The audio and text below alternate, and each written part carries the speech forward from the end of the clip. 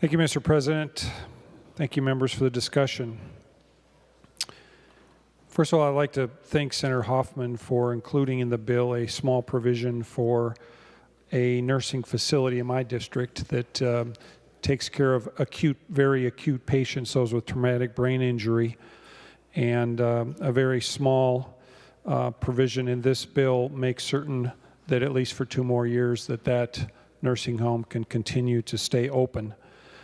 However, as we look at the bill and at the shortcomings of this bill, the disparity that exists for the rest of the nursing homes in the state, and we've heard a great deal about it. We've heard from the long-term care imperative. Members have read portions of their letter, and members, as I look at their letter, the one thing that sticks out very clearly, the nursing homes in Minnesota are saying that they are, quote, on the brink of collapse. They're going to collapse, Mr. President, if the legislature doesn't act properly. And to Senator Farnsworth, who brought up the notion that maybe he thought he was naive in thinking that this legislature would definitely take care of nursing homes when we're projected to have a $19 billion overcollection of the people's money landing here in St. Paul. I would say that it wasn't naive, Senator. I said the same things to my nursing homes when I talked to them 6 or so months ago. I could not envision any way that this legislature would not do the right thing and take care of the most vulnerable people in our state. And Senator Farnsworth, I've been in the legislature for 15 years, and I have never seen a misplacement of priorities as we are seeing here right now before us. In priorities they are, Mr. President. A budget is a statement of those priorities. And before us we have the Human Services Bill that is supposed to determine for the people of Minnesota what the priority is for nursing home facilities in those very, very, very vulnerable people who rely on them to continue their life. Mr. President, just a few months ago, my father had an emergency surgery. And after the surgery, he was placed in a nursing home for rehabilitative care. He's 83, he'll be 84 next week. And they did a great job at the nursing home bringing him through. His wounds are healed, but the stress from the surgery and the anesthesia severely deepened his dementia from where he was. He's now in a nursing home in Winona. They're doing a wonderful job with him, even though they're 25% or more short-staffed. The people are working overtime to try to keep up with the needs of the residents. And we talked about the fact that they are underpaid in the face of the wage inflation that is a reality that has happened in many or probably every sector in our state.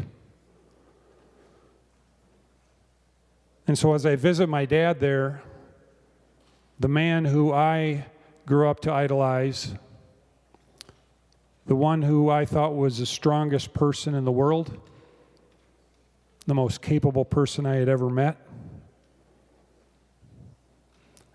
now is relying upon other people to keep him alive.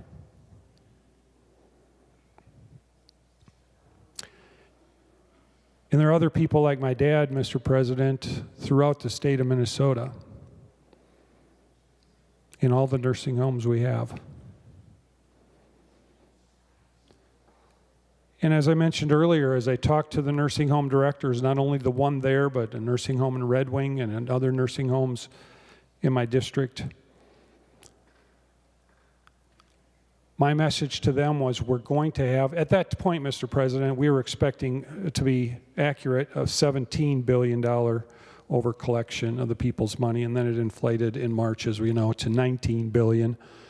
Got to be even more money. So as I listened to the discussion, and I was one of the 63 members of this chamber, 63 out of 67, Mr. President, who voted for the bill going out of here that didn't completely address the nursing home's needs, but it was light years ahead of where this is. And this falls so dramatically short. But I was one of those members in supporting Senator Hoffman pushing that bill forward to try to bring back something for nursing homes. Mr. President, the $200 million or the $190 million, 1% of the $19 billion, 1% of $19 billion is what it would take in this bill to do the job. And this legislature couldn't find 1% for the most vulnerable people in our state. The people of Minnesota have to be wondering, what are the priorities of this legislature? They can't dedicate 1% of the huge, historic budget surplus. $19 billion. Mr. President, there were years when we would be so excited if there was a $300 million surplus. No one would have ever anticipated this type of surplus. And we can't take 1% of it for the people who couldn't stay alive without the help that nursing homes provide them. The people like my father, who was a county commissioner in his county. For many, many, many years, he was a town board officer. He ran a farm. He raised 5 boys and was a leader in his community. And we can't take care of people like him for the last years of their life as they run the last leg of the race. And as my dad has his moments of dementia in the nursing home, so he can't unload his last 5 boxes of silage, last 5 loads of hay, which is all that he wants to be doing. And we can't find 1%. Now I look at, Mr. President, the rest of the things we brought through here. Some of them are still coming through. The lust that the majority has for this money and its spending in all kinds of other areas is just so unbelievable. I look at the budget spreadsheet, Mr. President. In this area for this bill, it's a 10% increase over the budgeted forecast for the planning biennium we're working on. But if you take the total, all of the budget areas collectively, Mr. President, it's a 33% increase. That 19 or $20 billion increase in spending is a 33% increase across all budget areas, 33% increase in spending over the forecast.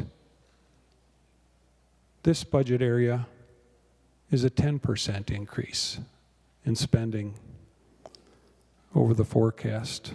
Now, there are some other categories in the budget, Mr. President, that are 86% increase. One's at 155% increase. One is at 341%. 396%, 865% increase in a different budget area. In yet another area, 935% increase in spending. But this legislature can't find 1%. Now, we've had bills before us to increase the salary for the governor, the lieutenant governor, the secretary of state, the auditor, the attorney general, to salary amounts over $150,000 apiece. We've had bills to pay hundreds of millions of dollars to special interests. Many of them appear to be more pay-to-play types of schemes. We even have bills paying people not to work, Mr. President. We're paying people who are part-time employees in our schools not to work. And all our nursing homes need is to pay people to work. They want to work, Mr. President. And there's beds available for them to work next to. But we can't find 1%. Mr. President, a budget is a statement of priorities. I would say to my fellow senators who said that they were dealt some sort of deck of cards by somebody that somewhere on high in the legislature, that there's one vote in this Senate that can help us send this bill back for 1%. And if we get that 1%, Mr. President, we'll turn this ship around and we won't be pulling the plug on Minnesota's most vulnerable population. Thank you, Mr. President.